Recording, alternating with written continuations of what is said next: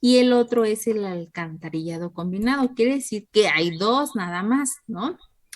Y dentro del alcantarillado separado, aquí debería de haber una pequeña sangría, ¿no?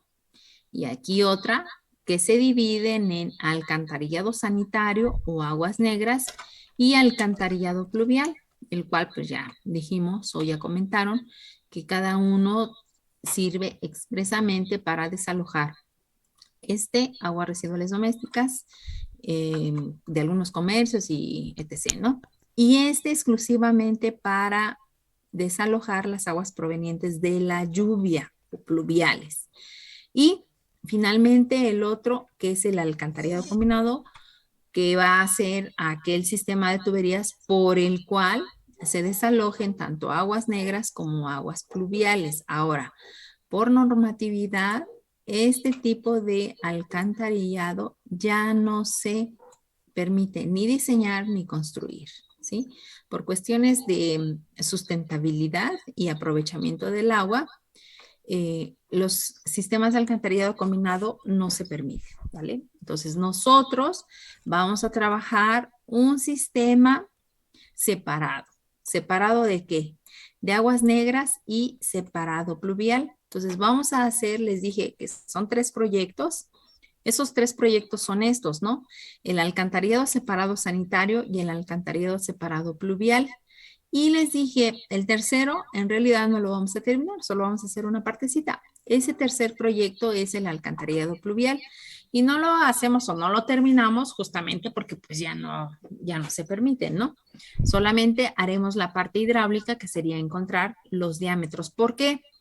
Aunque en la normatividad me establezca que ya no puedo utilizarlos, que ya no puedo construirlos, la realidad es que nuestro país cuenta en su gran mayoría con sistemas combinados, ¿sale? Salvo aquellas construcciones que son desarrollos habitacionales nuevos, en los cuales se les exige que se le dé un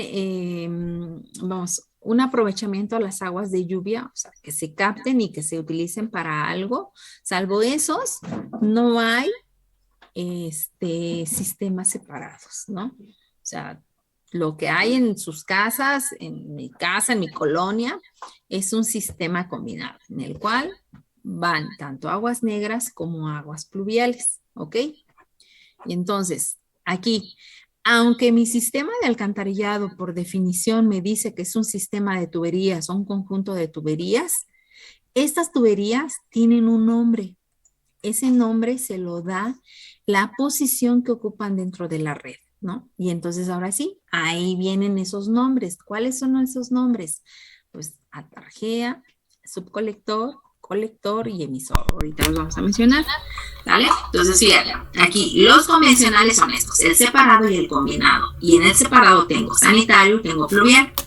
Y el otro, que son los no convencionales. Estos obedecen, fíjate, a el tamaño de la población, a la economía de la población y en función de eso el tipo de tecnología que se utiliza para su realización, ¿va? Ahora, estos generalmente son para poblaciones pequeñitas con escasos recursos económicos, ¿vale? En los cuales, fíjate, generalmente en mi sistema de alcantarillado no se permiten reducciones de diámetros conforme van avanzando los tramos, porque mi sistema de alcantarillado trabaja a gravedad. Voy a procurar que en la gran medida de lo que sea posible trabaje a gravedad. Quizá haya tramos que sea forzosamente necesario por condiciones topográficas llevarlo por bombeo. Ni modo, ¿sale?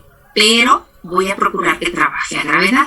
Ahora, en los sistemas, como va a trabajar a gravedad, entonces quiere decir que mi tubo va a estar parcialmente lleno, no va a estar lleno. Y entonces, bajo esas condiciones, mis tramos que pudieran requerir un diámetro más pequeñito, no lo voy a permitir porque puedo poner en riesgo mi sistema, ¿vale? Me puede pasar que haya tramos que estén más abajo de los anteriores y me solicite un diámetro más pequeñito, sí. ¿Cuándo va a ser esos casos? Cuando yo tenga tramos que tengan una variación de pendiente demasiado grande. Por ejemplo, si yo tengo tramos en los cuales voy teniendo una pendiente de 5, 10, 15, las pendientes en un sistema de alcantarillado se manejan en milésimas, ¿sale? Entonces son 5 al millar, 10 al millar, no voy a decir 5, 10, 12, y de repente voy de 12 hasta 80. Ese cambio es demasiado brusco. Entonces, seguramente en esos casos, ese tramo donde tengo esa pendiente tan grande, sí me puede dar que me solicite un diámetro más pequeñito, ¿sale? Por condiciones mismas de los datos hidráulicos, ¿no? Esa pendiente tan grande, pues va directamente proporcional, ¿no? Si me acuerdo de la fórmula del gasto es igual a la velocidad sobre área, ¿sale? Pero en la velocidad obviamente que tengo implícita la pendiente, ¿sí? Entonces, va de la mano con el diámetro con la pendiente, ¿sale? Entonces, sí, a mayores pendientes, mis diámetros van a ser más pequeñitos, pero no lo voy a permitir. En cambio, en estos sistemas no convencionales, sí me permite hacer cambios de diámetro. ¿Por qué? Como son poblaciones muy pequeñitas, que quizá pueden ser como lo que conocemos rancherías, así casitas aisladas que requieren el servicio, pero que están tan alejadas que conectarlas hacia la red principal pues va a salir demasiado caro o no están todavía las condiciones para realizarla. Entonces, en esos casos, como son tan pequeñitas, seguramente que los gastos que me van a generar van a ser demasiado pequeños, quizá menores que los mínimos permisibles. Y entonces, las cuestiones de seguridad en cuanto a que esto en un momento trabaje a tubo lleno, pues no existen, ni siquiera pintan, ¿sí? Y entonces por esas razones es que sí se permite tener un cambio de diámetro en estos casos, ¿vale? Y aquí entran pues también las famosas fosas sépticas, las letrinas, ¿no? Que se pueden ocupar como una solución a lo que son las aguas residuales. Y bueno, ¿qué más? Eso es de esta hoja, ¿no? Y luego viene lo de red de atarjeas, pero antes de eso, fíjate, no viene aquí, bueno, sí viene, pero viene más adelante. Voy a borrar en lo que les explico. Fíjate, te digo que las tuberías que conforman una red de alcantarillado van a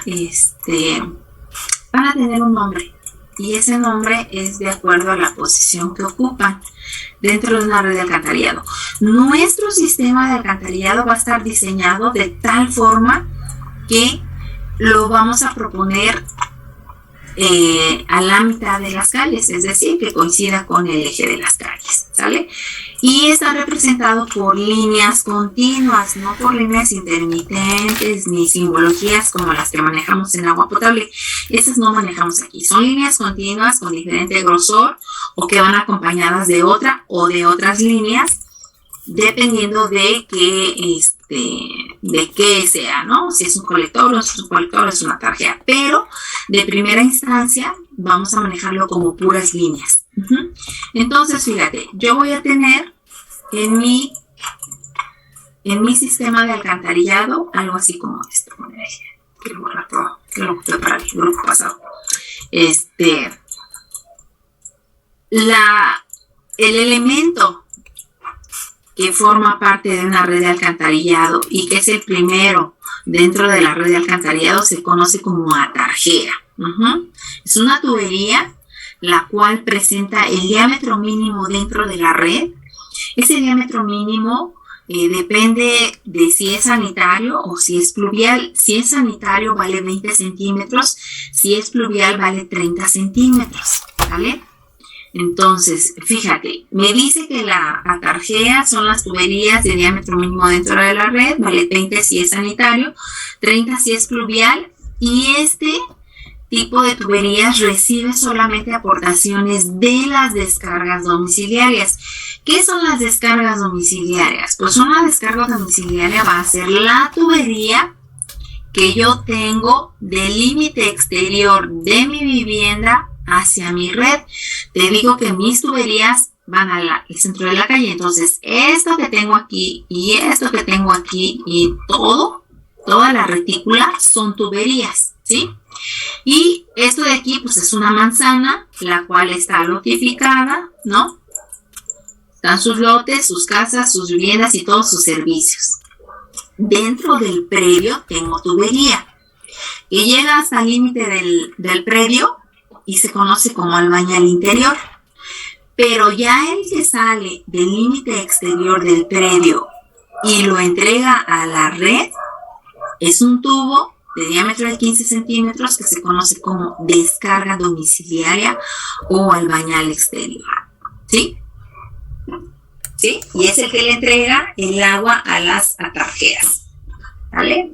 Voy a cerrar esta sesión y voy a abrir la otra. ¿Vale? La red de alcantarillado. Si alguno de ustedes ha adquirido una vivienda o está construyendo una vivienda nueva en un lote, pues seguramente ya habrán tenido que ir para poder conectarse a la red de alcantarillado, si es que existe, les habrán pedido una cantidad, ¿no? ¿Vale? Un pago.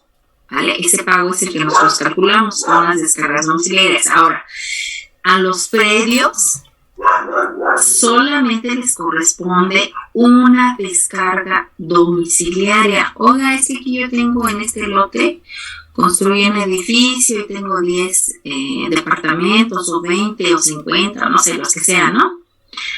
Pues es solo una descarga domiciliaria la que le corresponde a ese lote.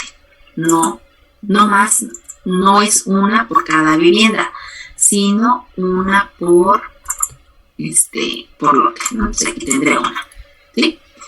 Estos diámetros de estas descargas, tanto las descargas o albañales exteriores como los albañales interiores, es de 15 centímetros. La tarjea no. La tarjea es de 20 centímetros y es sanitario y 30 pluvial, ¿sale? Luego, estas atarjeas descargan sus aguas residuales que han recogido en el trayecto a otra tubería más grande. Esa tubería más grande se conoce como subcolector, ¿sí? Y entonces este de aquí está recibiendo aportaciones de estas tarjeas, ¿sí? Y también puede recibir de descargas domiciliarias, ¿vale?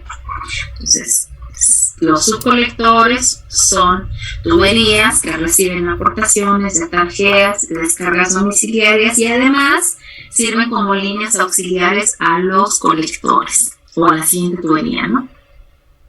Luego, fíjate, el siguiente se llama colector. El colector es la tubería principal dentro de una red de alcantarillado. Esta se va a procurar diseñar en las partes más bajas de la población. ¿Cómo voy a saber cuáles son las partes más bajas? Con ayuda de las elevaciones que voy a tener en cada intersección de mis ejes, ¿sale? Entonces, el colector es la tubería principal dentro de una red de alcantarillado, va en las partes más bajas, se va a procurar que su diseño sea siguiendo la trayectoria más recta posible, ¿sale? Y este recibe aportaciones de atarjeas, fíjate, de atarjeas, de subcolectores y de descargas domiciliarias.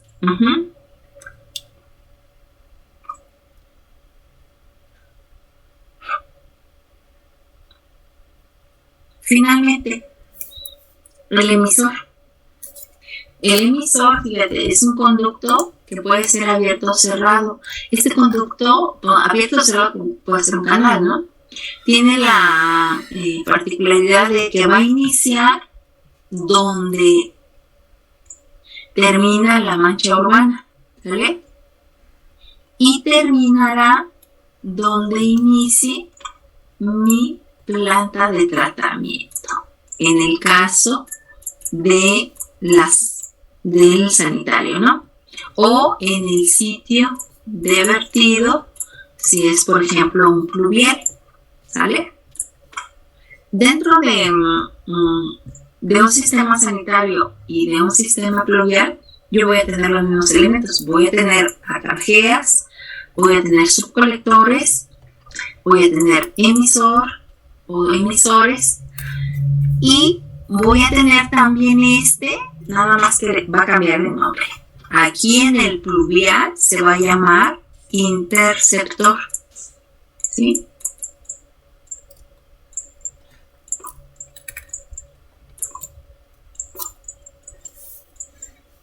Este es en el pluvial.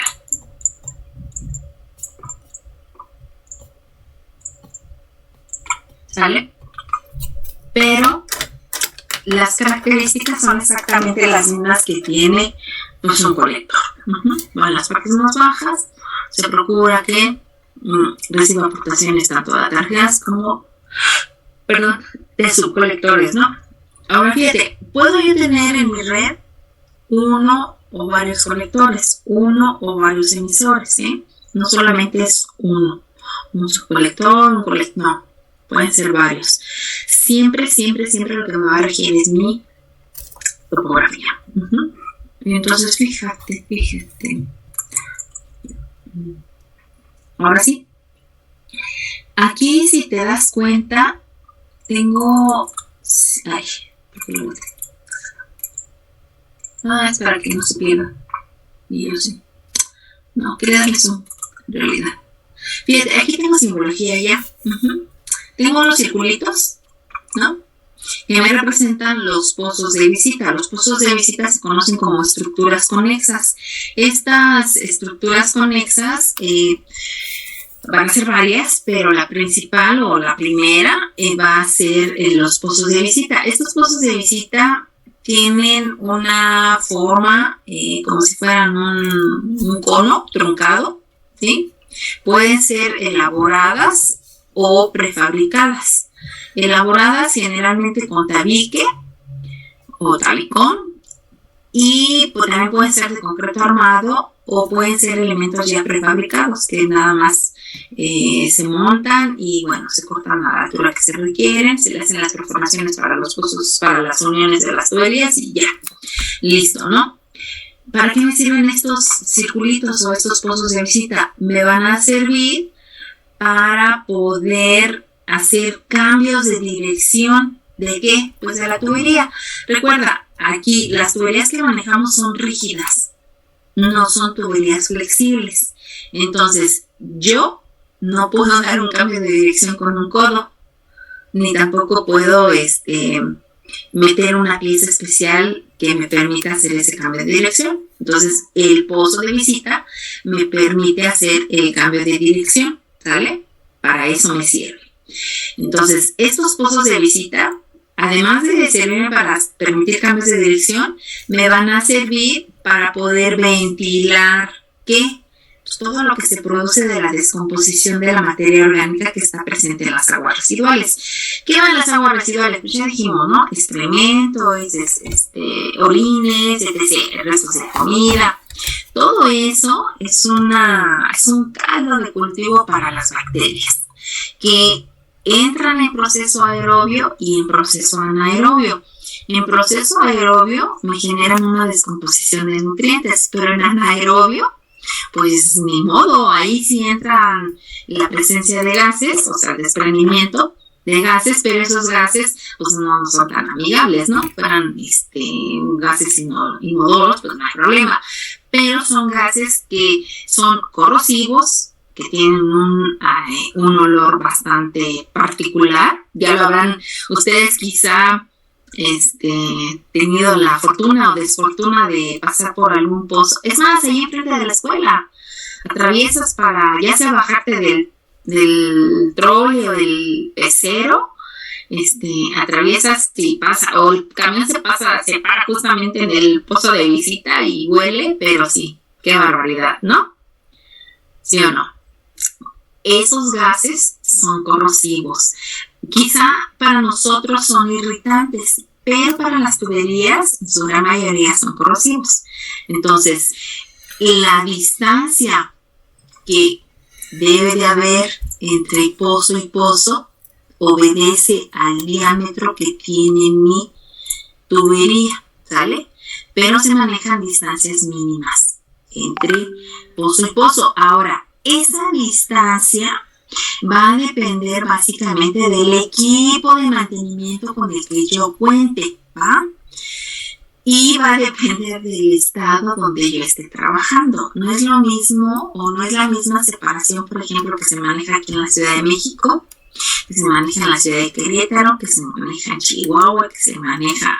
Entonces, a donde fueras, haz lo que vieras, ¿no? Tienes que revisar toda esa parte que te va a normar los criterios para poder diseñar la separación que hay entre pozo y pozo. Nosotros de manera general, pues vamos a trabajar con la normatividad de la Conagua. Lo general, ¿no? Que me dice, para diámetros que van de 20 a 61, pues la distancia máxima son 100 metros, más o menos un 10%, ¿no? Viene ahí en el manual, lo van a checar, ¿vale? Depende del diámetro, ¿vale? Pero entonces, fíjate, estos circulitos se llaman pozos de visita. Tienen, además de ese nombrecito, otros más, pero dependen del diámetro que tiene el tramo, ¿sí? Porque para diámetros que tenga yo aquí entre pozo y pozo, que vayan de 20 a 61 centímetros, se llaman pozos de visita común. Si son diámetros mayores a 61, se llaman pozos de visita especial, hasta 91. A partir de 107 ya necesito otra estructura que se conoce como cajas, pozos caja.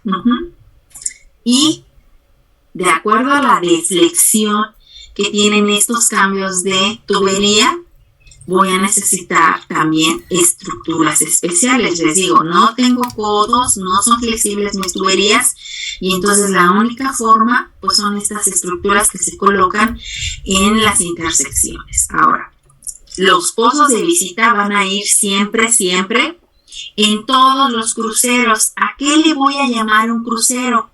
Pues a la intersección de mis ejes. Yo voy a trazar ejes en toda mi población y en cada intersección va a llevar un pozo de visita. En cada cambio de diámetro va a llevar un pozo de visita. En cada cambio de velocidad va a llevar un pozo de visita. En cada cambio de pendiente va a llevar un pozo de visita. En distancias mayores a lo máximo permisible va a llevar pozos intermedios. Es decir, si aquí en este tramo, por ejemplo, yo tuviera 200 metros, rebasa cualquier distancia máxima permisible entre pozo y pozo. Y entonces forzosamente tendré que colocar un pozo intermedio, ¿sí? Les digo, también obedece al equipo de mantenimiento, ¿no? Porque a lo mejor mi equipo de mantenimiento pues ya es un poco viejo, obsoleto, ¿no? O me lo pasaron de no sé qué estado, ¿no? Como una donación, qué sé yo, y entonces, pero su alcance solo tiene, por ejemplo, una distancia de 60 metros, ¿no? Y de aquí a acá son 80. Pues por más que quiera, jamás voy a poder limpiar o darle mantenimiento a esto. Entonces aquí forzosamente tendré que tener un pozo intermedio, porque la limpieza, todo el mantenimiento, toda la inspección se hace de pozo a pozo, de pozo a pozo, ¿sí? Entonces, obedece a todos esos factores la ubicación de los pozos de visita. ¿Qué otra cosa tengo aquí? Tengo estas líneas, ¿no? ¿Sí? Que son perpendiculares a los ejes que tengo ahí, ¿vale? Estas líneas perpendiculares se conocen como cabezas de atarjea, ¿sí? Y estas cabezas de atarjea se van a colocar en las partes más altas del tramo. Un tramo siempre va a estar comprendido por uno y otro pozo, ¿sale? Yo aquí tengo un tramo, aquí y aquí tengo otro tramo, ¿sí? Y fíjate, la línea perpendicular al eje se llama cabeza de atarjea, se representa simbólicamente con una línea perpendicular, me indica que es un punto alto y que ahí está empezando el escurrimiento, ¿sale? Entonces, ¿cómo lo voy a leer? Fíjate, aquí tengo una línea perpendicular al eje y entonces este punto es el alto en este tramo. Aquí va a empezar a escurrir el agua, ¿sí? Y fíjate, aquí llego y ¿qué tengo? Si lo observo un poquito más a detalle, con más zoom, veo que tiene una línea curveada, o una curva, pues, o un arco de circunferencia, o como quieras llamarle, ¿no? Este arco de circunferencia se llama media caña y me indica el sentido que va a tomar el agua, el sentido del escurrimiento, ¿sale? Entonces, todos aquellos planos que ustedes consigan, que les hayan prestado ya hechos y que traigan esas mentadas flechitas, se los voy a regresar, porque las medias cañas son las que me sirven para indicar el sentido del escurrimiento, ¿va? Entonces, fíjate, ¿cómo lo voy a leer? Lo voy a leer de la siguiente forma. Inicia escurrimiento, porque tengo indicada la cabeza, escurre el agua, al llegar al pozo, me va a cambiar de dirección hacia la derecha, se sigue bajando el agua, al llegar al siguiente pozo, me va a cambiar de dirección, ahora hacia abajo, al llegar al siguiente pozo, va a cambiar de dirección hacia la derecha, luego hacia abajo y etc. ¿Sale? ¿Sí? Ahora, estas medias cañas no solamente son representadas por curvas, también pueden ser líneas rectas. Entonces, fíjate, yo puedo tener esto de aquí, cabeza, escurre el agua, llega al pozo de visita, da la vuelta a la derecha, llega al pozo de visita, da la vuelta a la izquierda, llega al pozo de visita y atraviesa el pozo, ¿sí? Llega al siguiente pozo de visita, atraviesa el pozo, llega al siguiente pozo de visita, da la vuelta a la derecha, ¿sí? ¿Sí, muchachos? Llega al siguiente pozo, se sigue derecho, llega al siguiente pozo, ahora da la vuelta hacia abajo, ¿sí? Entonces voy leyendo, empieza, doy la vuelta a la derecha, sigo derecho, sigo derecho, sigo derecho, doy la vuelta a la derecha, sigo derecho, sigo derecho, doy la vuelta hacia abajo, ¿sí? Entonces no necesito ninguna flecha que me diga por aquí, no. Para eso son las medias cañas, que son las que me indican el sentido del escurrimiento. ¿Sí queda claro? ¿Sí con eso o no? Sí. Entonces, fíjate. Dependiendo de cómo vaya la calle o nosotros decidimos, ¿no? Pues, o sea, no. Quiero que se vaya todo derecho. ¿Cómo va la topografía? ¿Sale? Entonces, fíjate, aquí entonces ya te expliqué la simbología que ya encontré. Los círculos, que son los pozos de visita, las perpendiculares, que son las cabezas, los arcos de circunferencia, que son las medias cañas, y bueno, ya dijimos que las tuberías pues tienen un nombre específico de acuerdo a la posición que ocupan, las atarjeas, subcolectores, el colector y el emisor, ¿no? Y el interceptor cuando es un sistema fluvial, ¿sale? Y entonces, ¿qué me falta? Bueno, también te dije, ¿no? Que los pozos de visita, pues son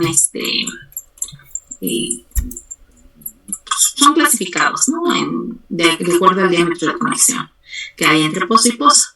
Fíjate, aquí los pozos de visita te dije que me sirven para varias cosas, ¿no? Uno de ellos es para permitir la ventilación de los gases que se producen. Otra es para hacer cambios de dirección, cambios de pendiente, cambios de velocidad. Otra para seccionar tramos demasiado largos, no lo dije así, pero dije que donde tenga distancias mayores que las máximas permisibles, voy a colocar pozos de visita, ¿cierto?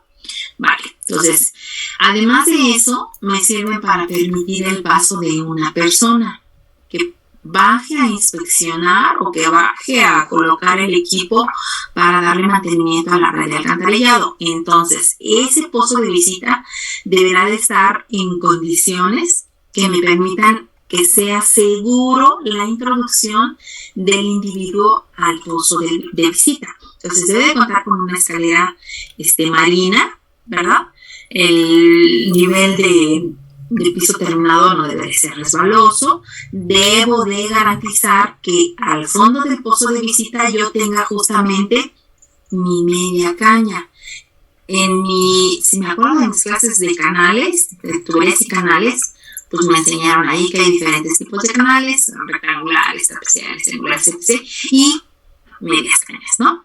Y entonces, aquí en el fondo del pozo de visita, en realidad debo de ver esto. O sea, debe de estar perfectamente construida esta media caña, ¿sí? Si yo lo dejo así, sin la media caña, todo a un mismo nivel, pues la persona que se introduzca aquí, primero, el agua que va a entrar a este pozo de visita, pues va a ser un reguero de esa agua que lleva, ¿no? Todo se va a esparcir y como ya sabemos que trae miles de cosas, entre ellas grasas, aparte de las excretas, ¿no? Entonces, si la persona no tiene, o más bien si el pozo no presenta las condiciones adecuadas para que esa persona no sufra ningún daño, pues en realidad no se lo podemos garantizar si no está bien construida esta media caña, ¿no?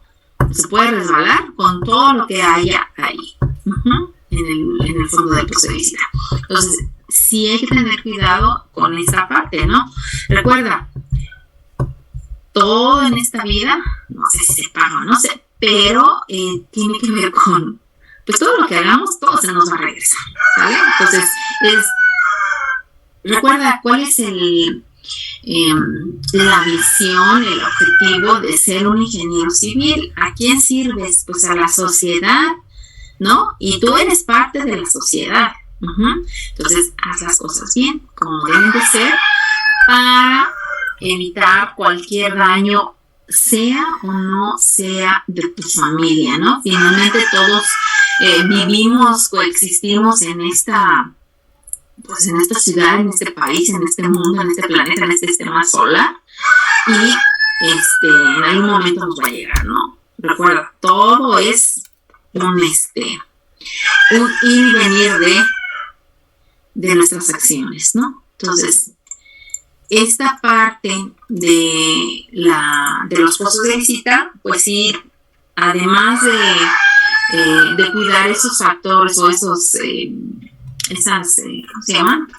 Esas observaciones, ¿no? De dónde van y cuál es la finalidad. Una más es que me van a servir para conectar mis tuberías como tal. Fíjate, mi pozo de visita aquí, si yo lo quisiera dibujar, déjame hacer más pequeñito para rayar aquí. Si yo quisiera dibujar esto en perfil, por ejemplo, bueno, es que aquí no sé, pero estos de aquí que están continuos, ¿no? Estos de aquí. Si yo quisiera dibujarlo en perfil, se vería algo así, mira. Ahora, esto aquí.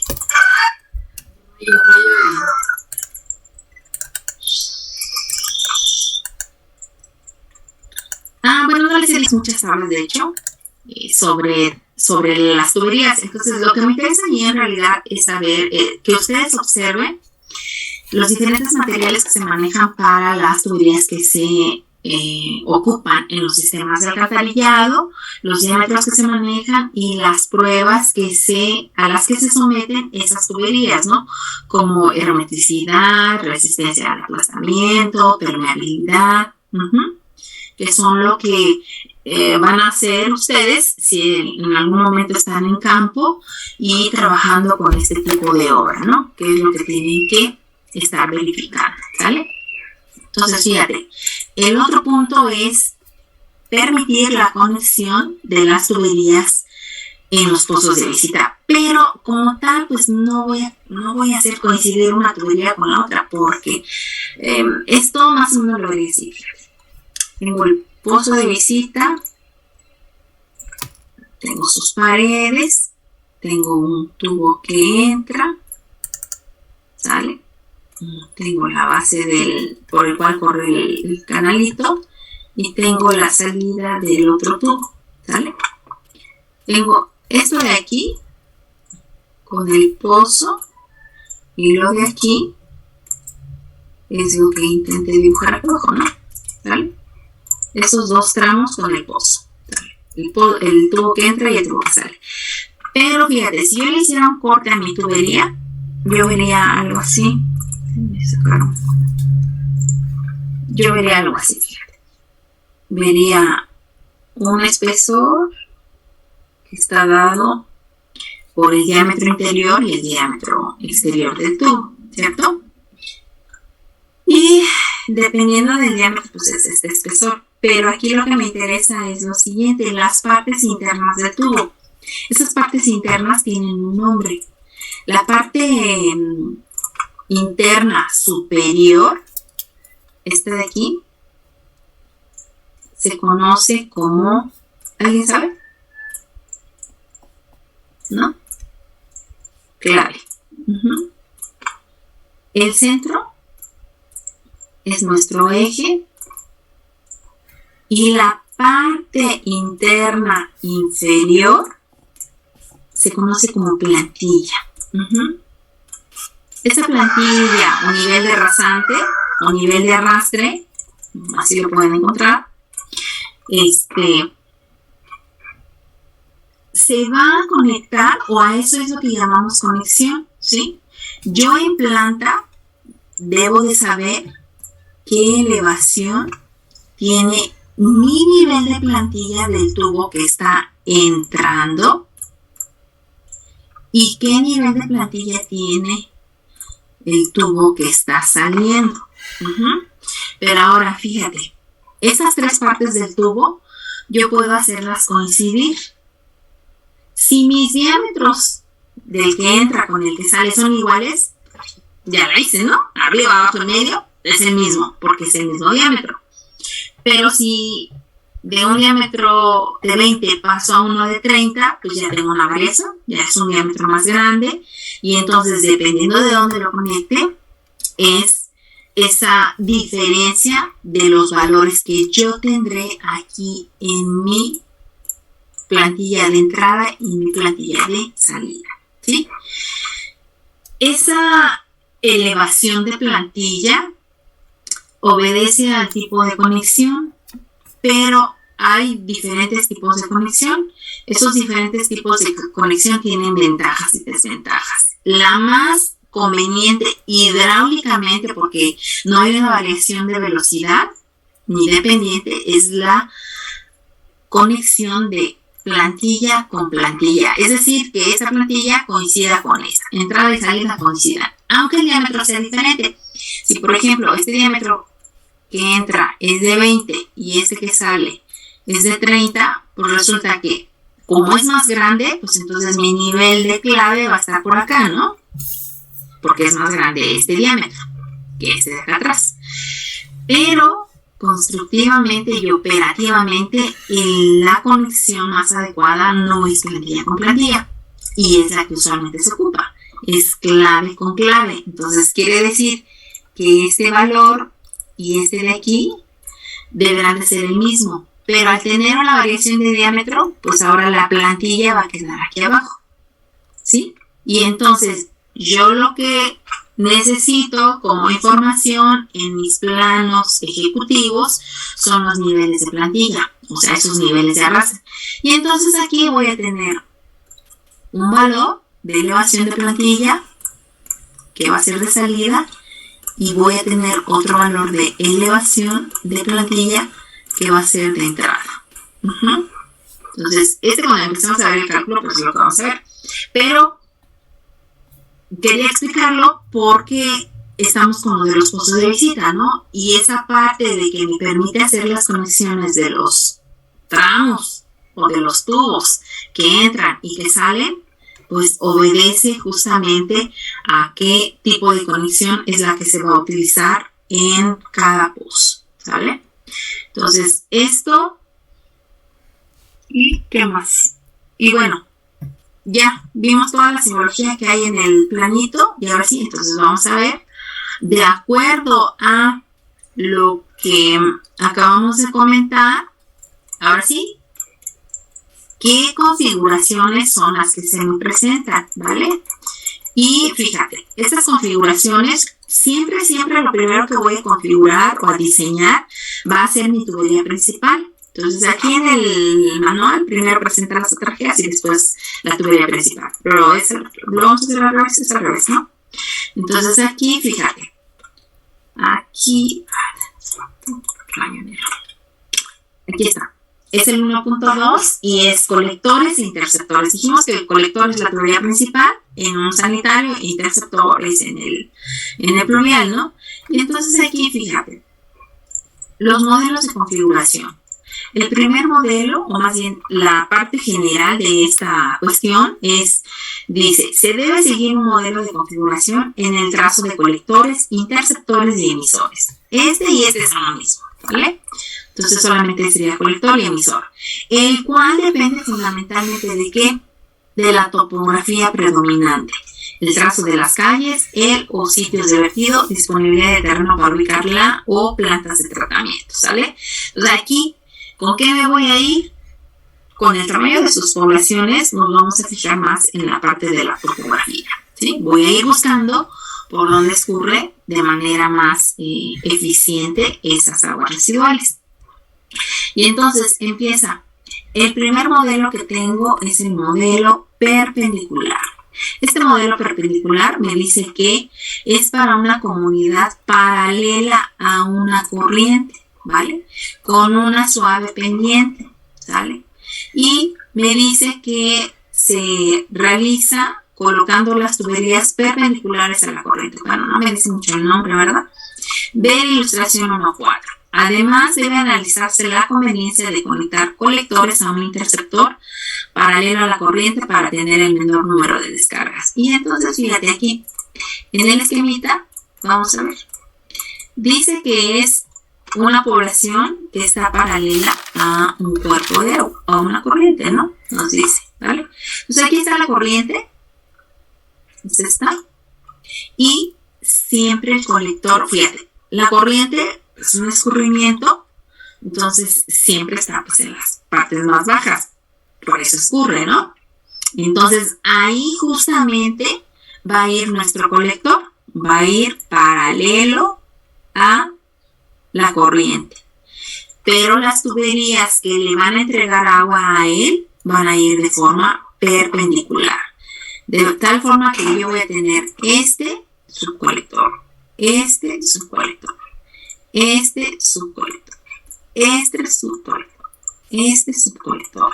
Solamente estas tuberías son las que le están entregando agua al colector, ¿sale? Las atarjeas descargan directamente en el subcolector o en los subcolectores, todas estas directamente a ellos, ¿sale?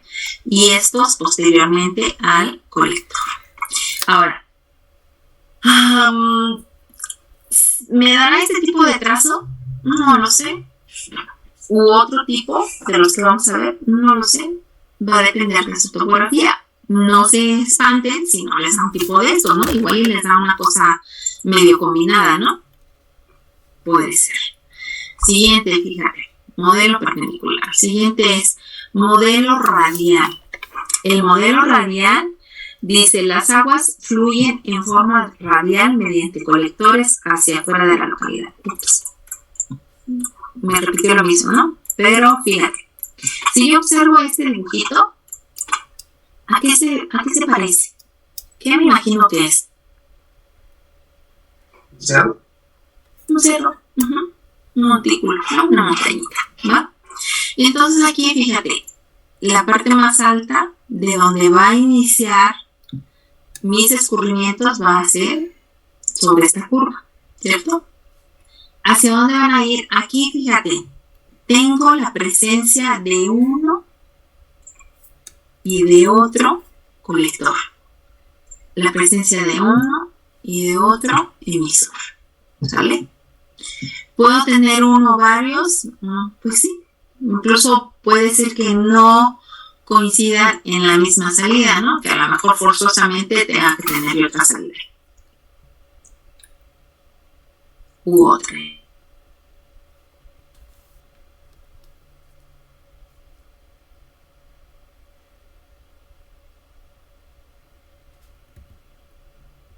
Siguiente.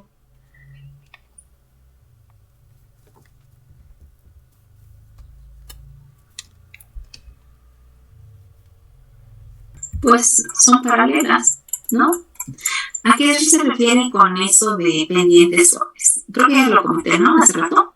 Sí, ya lo comenté, ¿no? Bueno, entonces, a eso se refiere, ¿no? Y entonces aquí, ¿qué es lo que hace?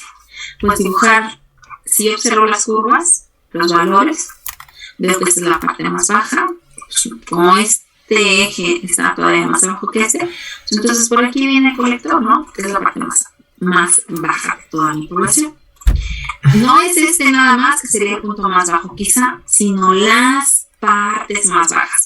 Entonces, este de aquí, este de aquí, este de aquí, todos estos también son partes o puntos bajos de mi población, ¿vale? Y entonces, las otras tuberías, que son los colectores, son de forma perpendicular hacia mi colector, ¿no? Y las atarjeas entregan agua hacia los subcolectores que están trazados. Entonces, si te das cuenta aquí, los únicos que entregan agua son los subcolectores. Este modelo en realidad se parece mucho al primero, ¿no? Al perpendicular, ¿no? Son perpendiculares esos trazos. Aquí la única diferencia es que mi colector tiene una deflexión, tiene varios cambios de diámetro y aquí se va lo más recto posible, ¿no? Pero por las condiciones de las curvas de nivel. Finalmente, el último modelo es el modelo en abanico. Este me dice que se utiliza cuando la población se ubica en un valle.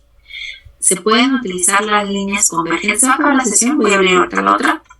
Dice, se pueden utilizar las líneas convergentes hacia una tubería principal, que es el colector, localizada en el interior de la localidad, lo cual implica utilizar una sola tubería. Voy a cerrar la sesión y abro la otra, ¿vale? El último es el de abanico, ¿no? Y dijimos que es en donde tengo poblaciones que están situadas en un valle y generalmente la tubería principal se encuentra al interior de este valle, ¿no? Pues aquí en este caso pues es como la Ciudad de México, ¿no? En la cual yo tengo mi tubería principal que está al interior de la localidad. Si te fijas en las otras, pues no, estaba fuera, ¿no? En las orillas, aquí también estaba alrededor, aquí también, ¿no?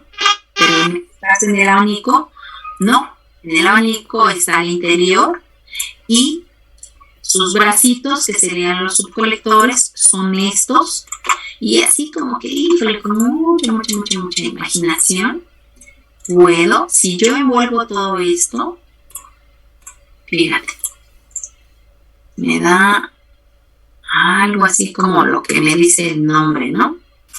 Un abanico, ¿sí? Por eso lo llaman abanico, ¿sale? Pero, bueno, fíjate, esto es para las tuberías principales. Una vez ubicadas las tuberías principales, entonces ahora sí, me faltan todos estos de aquí adentro, ¿no? Estos de aquí, estos chiquitines. Y estos chiquitines son las atarjeas. Esas atarjeas, ahora sí me regreso al inicio casi del capítulo, que son el primer tema, que es el de las atarjeas. Es ¿no? Red de atarjeas. Esta red de atarjeas también obedece a la topografía. Su trazo tiene que ver o tiene que ser hecho siguiendo la topografía, siguiendo los escurrimientos, ¿sale? Y entonces el primer trazo que tengo, no lo ven, ¿no? Ya lo leyeron ustedes, ¿sale? El primer trazo que tengo es el trazo en bayoneta.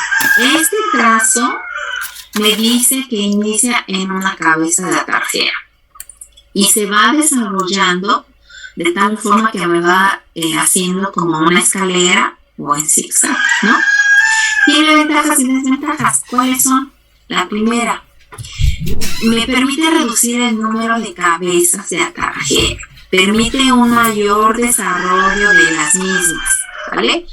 Por lo tanto, se adquiere un régimen hidráulico establecido, ese régimen hidráulico que tiene que ver con la velocidad, ¿no? Con lo cual se logra aprovechar adecuadamente la capacidad de cada uno de los conductos. Es decir, que es muy largo esos ramales de atarjeas trabajados en bayoneta. ¿Cuáles son las desventajas que tiene digamos que esta forma de trazar? Dice, requiere terrenos con pendientes suaves, más o menos estables y definidas. O sea, mi variación no debe de ser tan grande para garantizar que efectivamente exista un régimen hidráulico establecido. O sea, una pendiente suave no va a ser aquella que tengo 4, 6, 25, 83, 48. Voy a tener unos cambios de velocidad demasiado abruptos, ¿sí? Y entonces este método pues no es tan recomendable para esos casos, ¿no? Me dice, para este tipo de trazo, en las plantillas de los pozos de vista, en el fondo, pues, las medias cañas usadas para el cambio de dirección de las tuberías que confluyen son independientes y con curvatura opuesta. Y además viene la primera parte de la normativa, o la segunda, ¿no? Porque la primera fue lo de los diámetros, ¿vale? No debe haber una diferencia de elevación mayor de 50 centímetros entre las dos medias cañas. Bueno, ya. A ver, veamos el dibujito. ¿Sale? ¿Qué dice el dibujito? El dibujito me dice que inicie en una cabeza atarjea. ¿Sale? Ya identifiqué mis cabezas de atarjea, ¿no? Ya sé cuáles son. Y ya la profesora de que era una línea perpendicular, ¿sale? Yo las tengo. Se va desarrollando en forma de zigzag. Oh, sí es cierto, ¿no? O escalera, ¿sale? Luego me dice que aquí donde tengo mis pozos de visita, resulta que voy a tener dos medias cañas que van en sentidos opuestos, ¿sale? Esta va para acá y a la derecha y esta va para abajo, ¿sí?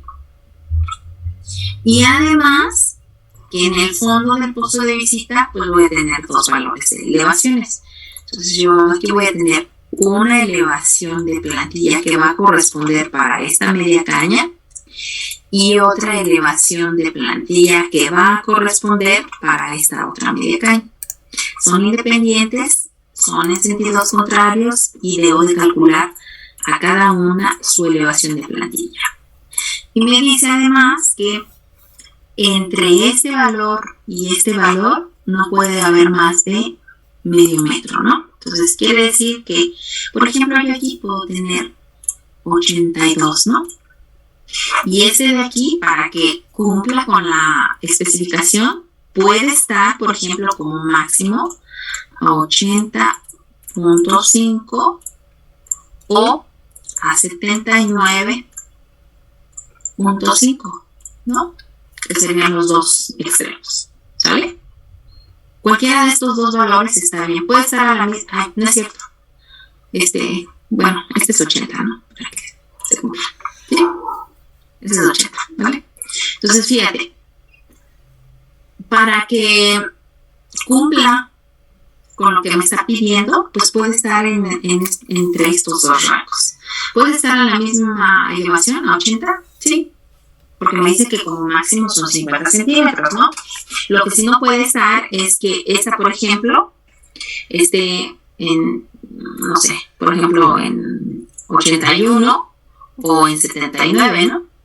porque ya sobrepasa lo máximo que serían los 50 centímetros. Y entonces ahí resulta que pues mi calculito está mal y tendré que recalcular, remover, borrar y hacer cuantas veces sea necesario para que cumpla con lo que me está solicitando la normatividad. ¿Sí? Entonces, bueno, ese es, digamos, que de los detalles que tiene este método. Ajá. Y ahora el otro, son solamente dos, ¿no? Trazo en peine. El trazo en peine me dice que se forma cuando existen varias atarjeas con tendencia al paralelismo. Empieza su desarrollo con una cabeza y descargan en una tubería común de diámetro mayor. Y además es perpendicular a esas cabezas. Y entonces el dibujito me dice esto, ¿no? Que mis atarjeas pues, son más o menos paralelas entre sí, ¿no? Y pues sí, aquí las veo. Aquí veo esta, pues sí, son paralelas. Esta con esta, etc., ¿no? Y estas descargan sobre una tubería en común. ¿Cuál es la tubería en común? Pues es esta. Y así, con mucha imaginación, dijo, pues mira, pues sí se parece a un peine, ¿no? Un peine de esos que no te peinan nada porque tienen los dientes bien separados, ¿no? ¿Sí? Entonces, por eso le llaman peine. Puede ser que tenga hasta dobles peines, ¿no? O sea, ese doble peine puede venir así, ¿no? Tanto de un lado como del otro, que parece más un peine de piojos, ¿no? Que otra cosa. ¿Sale? Y ahí está. Puedo tener peine, doble peine, o puedo tener un combinado. ¿Qué va a ser ese combinado? Pues la combinación de peines con bayonetas. Y las ventajas y desventajas pues tienen que ver con los dos tipos de anteriores, ¿no? Entonces aquí tengo, por ejemplo, ¿no? Tengo bayoneta y se integra a un peinecito, ¿no? Sale, aquí está el peine. ¿Sí? Entonces, tengo combinación. Entonces, por eso les digo, no se preocupen si no les da exactamente puro peine o bayoneta, ¿no? Puede ser una combinación igual en la configuración de las trazas principales, porque va a depender principalmente de mi topografía. ¿Sí? ¿Queda claro? ¿Ya? Con lo que leyeron y lo que ahorita explicamos. ¿O no? Sí, profesora. Sí. Creo que queda más claro. Bueno, de todas maneras tienen que darle otra leída, porque ahí les va la sorpresa que les quería decir hace rato, o lo que les quería comentar. Ay, me cansé. Ay, cansado de estar sentado.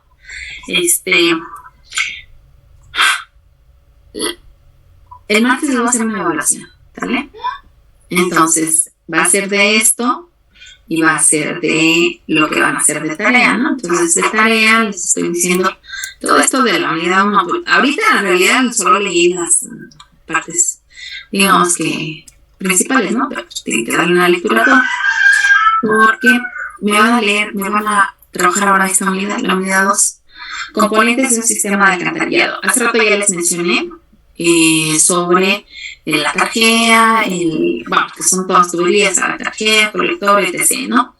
Pero también les mencioné sobre los pozos de visita. Y les dije que los pozos de visita se clasifican de acuerdo al diámetro que se conectan en ellos.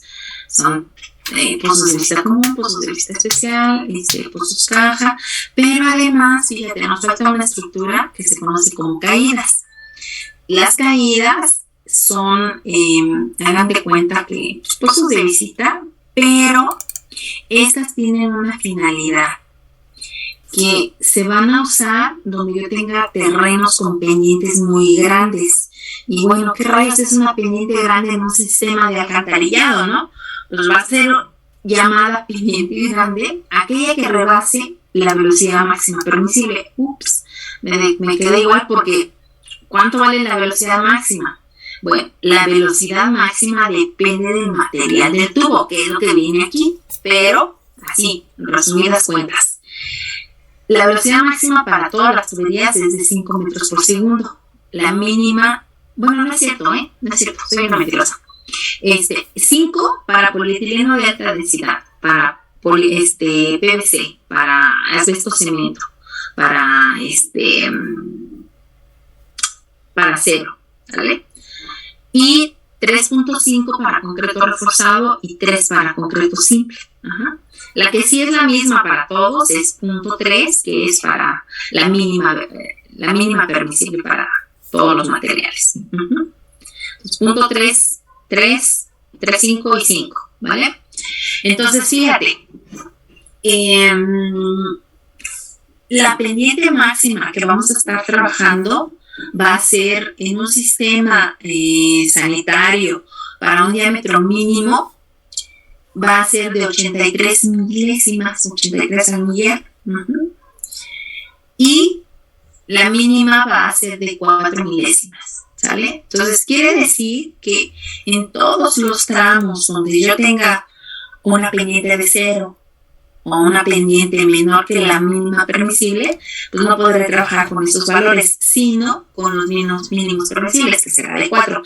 Y en todos aquellos tramos donde mis pendientes sean mayores de 83, podré utilizar como máximo 83. Eso para un sistema sanitario, para un diámetro mínimo, porque cambia para un pluvial, que el diámetro mínimo ahí es de 30, y entonces ahí la pendiente mínima es de 2 y la pendiente máxima es de 48, ¿sí? Dependiendo, les digo, del material, porque por ejemplo, si utilizan un polietileno, quizás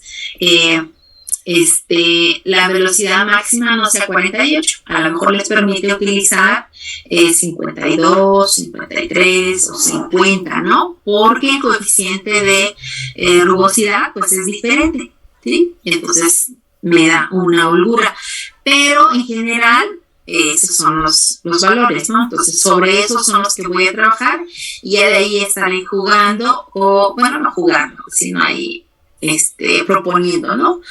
¿Qué valores son los que podría ocupar? Entonces, fíjate, las estructuras que hacen falta, que se llaman caídas, van a ser aquellas que se utilicen en terrenos que tengan una pendiente mayor que la máxima permisible, en donde yo ocupe como información esa pendiente máxima. ¿Por qué?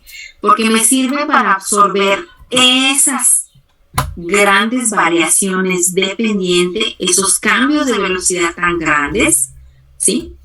Y me sirven para reducir los volúmenes de excavación, ¿sí? Entonces, fíjate, yo puedo tener un terreno que está pero muy abrupto, y entonces aquí en estos mi pendiente rebasa la pendiente máxima permisible, ¿no?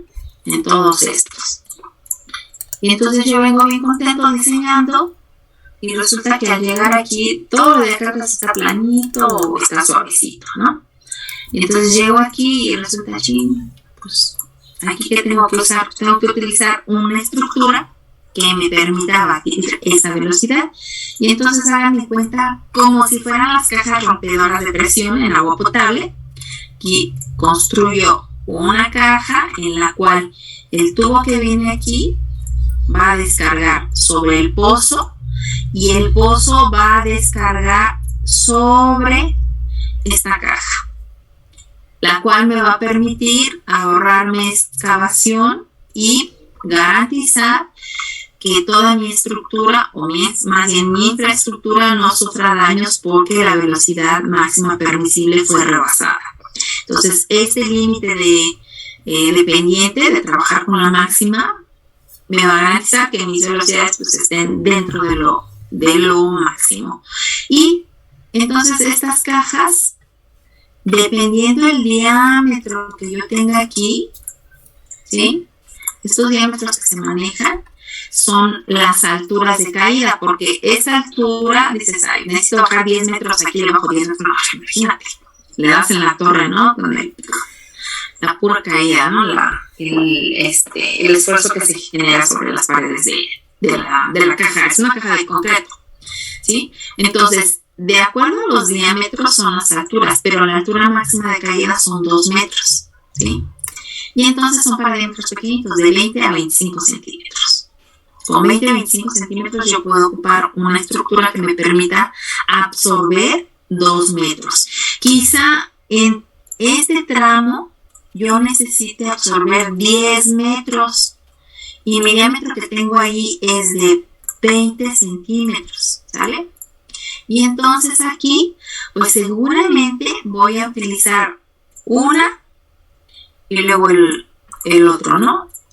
2 y luego otro, ¿no? 3, ¿cuántos? Seguramente 5, porque lo que tengo que absorber son 10 metros. Entonces habrá tramos en los cuales pues, tenga que calcular pozos de caída, híjole, infinitos, ¿no? 5, 10, 15, no lo sé. ¿Y cuánto es la distancia máxima de separación o mínima de separación? Pues pueden estar hasta 3 metros de separación esas estructuras, ¿sí? Depende de lo que se vaya a absorber de desnivel. Y entonces esta parte no viene aquí, creo, lo de las caídas. A ver, no lo vi. Viene lo que va a subir el libro de la maestra Araceli. Ahí viene esa parte. Bueno, fíjate, a lo que voy. Este tema, esta unidad, trae esa parte, ¿no? Los pozos de visita común, pozos de visita especial, vienen los pozos prefabricados, vienen las tuberías, los diferentes materiales, los diferentes diámetros, alguna que otra característica en cuanto a sistema de unión, longitudes máximas del tramo de acuerdo al material, los módulos de elasticidad, de no sé qué tanto, ¿no? Vienen algunas normatividades que se ocupan para garantizar la seguridad del tipo de, las garantías, ¿no? Del material con el que se fabricó el tubo, ventajas, desventajas, ¿qué más viene? Pues vienen algunos esquemas, vienen diámetros, ¿sale? Entonces, en su gran mayoría son tablas, ¿no? Pero la intención es justamente esa, ¿no? Aquí, por ejemplo, viene la prueba de hermeticidad, que es la que les comentaba hace rato, ¿no? Para garantizar que, pues, las juntas fueron bien elaboradas, ¿no? ¿Sale? Entonces, me van a leer esto, igual, no, aquí no hacen resumen, si quieren subrayan o algo, ¿no? Pero, o apuntan, para que ustedes tengan notas. Y la clase que viene, tenemos sesión el martes a la primera hora, vamos a revisar las dudas y todo, y si nos da tiempo, hacemos la evaluación en esa hora, y si no, en la siguiente hora, ¿no? ¿Sale? ¿Dudas, jóvenes? Déjenme subir sobre la tarea anterior para subir la actividad para poder subir el resumen. ¿Cuál actividad? No. Otra que dejó del resumen que hicimos apenas. No, lo voy a evaluar justamente con la evaluación, ¿no? Con el examencito que les voy a hacer. Déjame subir lo que quiero subirles. Alcanzaría, no. Ups.